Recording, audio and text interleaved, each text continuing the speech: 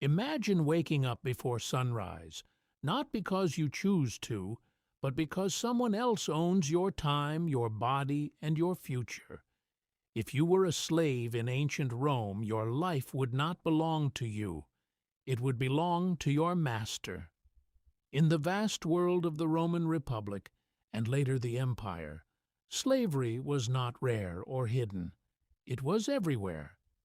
Historians estimate that in some parts of Italy, as much as a third of the population may have been enslaved. If you were born into this system, captured in war, or sold due to debt, your identity would be reduced to property. You would not be a citizen.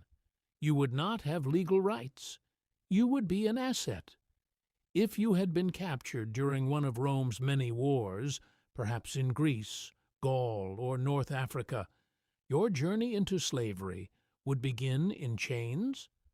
Prisoners were marched long distances, often under harsh conditions, before being sold in crowded markets. In Rome itself, slave markets operated in busy public spaces. Buyers would inspect you the way someone inspects livestock. They would check your teeth, your muscles, your posture. A wooden sign might hang around your neck listing your skills, your origin, even your flaws. If you tried to run away before, it would be written there. From that moment forward, your survival would depend entirely on who purchased you. If you were bought by a wealthy household, your life might revolve around domestic service. You could be assigned to clean floors, prepare food, dress your master, educate children, or manage household accounts if you were literate. Some enslaved people worked as tutors, doctors, or secretaries.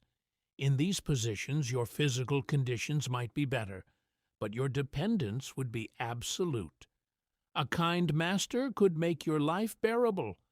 A cruel one could make it unbearable. Roman law allowed masters to punish slaves severely. Beatings were common. Branding, shackling, and confinement were legal. Your body was not protected by the state. If you were sent to work in agriculture, your reality would likely be far harsher. Large farming estates known as latifundia relied heavily on enslaved labor. Days would begin before dawn and stretch until darkness. Under the heat of the Italian sun, you would harvest olives, grapes, or grain. Overseers monitored work closely, sometimes carrying whips. Food would be simple and rationed. Sleep would come in crowded quarters with little comfort. Illness or injury did not excuse you from labor, unless it made you completely useless. And if you were considered replaceable, your life could be short. The worst fate for many was the mines. Mining operations in Roman territories were brutal environments filled with dust, darkness, and collapsing tunnels. Enslaved workers there often had very short life expectancies. The air was thick, the labor relentless. Few survived long enough to hope for change. Compared to the mines, even field labor could seem merciful. Your freedom of movement would be tightly controlled. Some urban slaves were allowed to walk through the city to run errands, but they often wore simple clothing marking their status. Others were confined entirely to private property. Running away was extremely dangerous. Captured fugitives could be whipped, branded with marks on their foreheads, or even executed. In extreme cases, if a master was killed and it was believed a slave was responsible, all slaves in that household could face execution.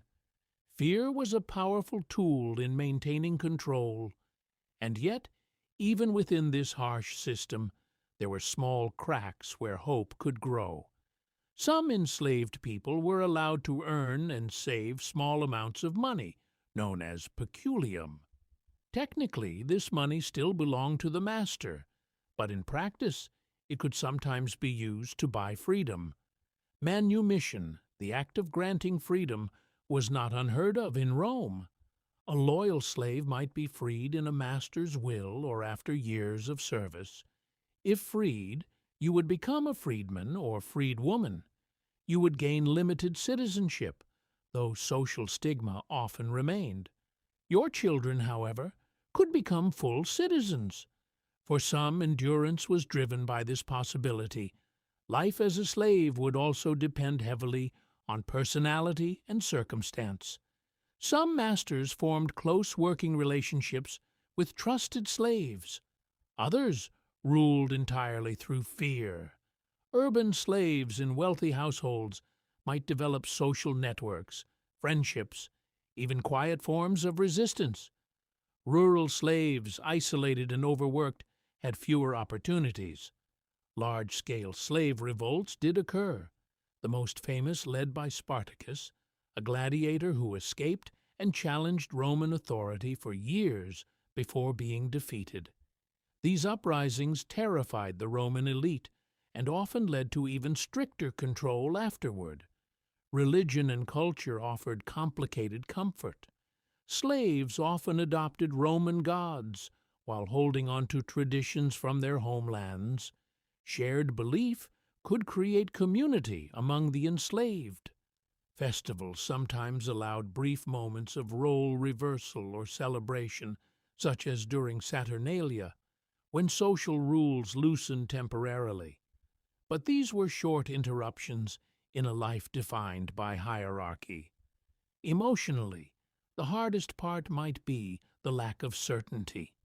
You would wake each day not knowing if your master's mood would determine kindness or cruelty. You would form attachments to other enslaved people knowing they could be sold at any time. Families were not legally protected. Parents could be separated from children without warning. Marriage between slaves was not legally recognized, though many formed deep bonds anyway. Love existed, but it was fragile under ownership. If you were skilled, obedient, and fortunate, you might survive long enough to earn trust. If you were strong, you might endure physical labor. If you were educated, you might find yourself in a more stable household role. But at every level, your autonomy would be absent.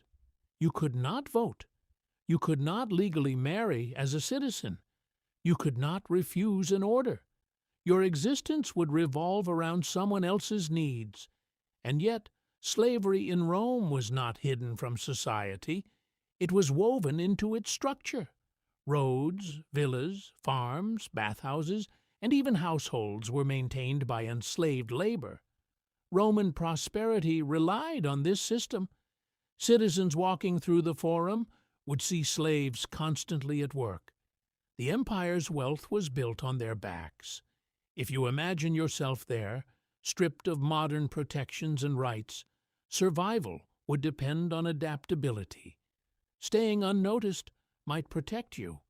Gaining useful skills could improve your position. Building quiet alliances might offer emotional strength. But the truth remains simple and harsh.